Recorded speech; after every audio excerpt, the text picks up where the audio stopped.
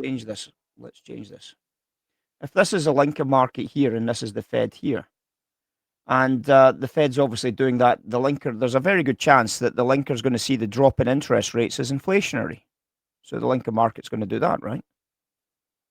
And then the Fed does this, and then the linker market says, well, what's your intention? And the Fed says, well, we're maybe still going to do that.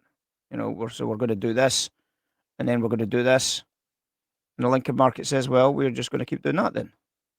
So in other words, the market's discounting so the linker market can go in the opposite direction because as the short-term rates get weaker and weaker, then inflation expectations gets higher and higher. They go in opposite directions. That's why we get a negative correlation between the 2s, 5s, and the 10s, 30s, because they respond to each other's pressure coming in. So obviously, if the Fed's expectation, and I'm talking, this isn't necessarily interest rates, it's the Fed expectation. Let's assume you start doing that to your Fed expectation, right? Which is what we were talking about. If you're doing that to your Fed expectation, the linker market will start doing this, won't it? Because if the linker market doesn't do that, the Fed expectation is going to have to go a lot more. It's going to have to keep ripping higher. And therefore, when you see this taking place here, which was in the back end of November, we had been kind of starting to predict that this would take place.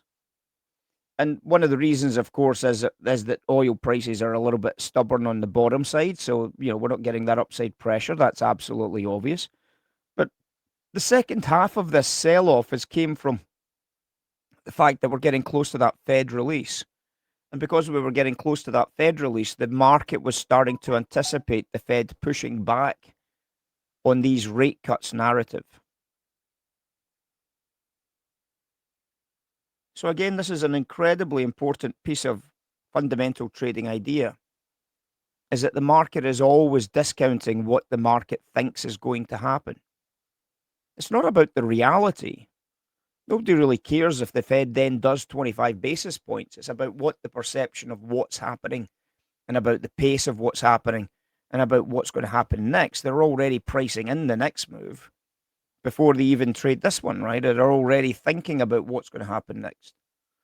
So you've got to start getting in front of these. This isn't dropping because inflation expectation is particularly soft. It's dropping because they think the Fed is going to start pushing back against rates.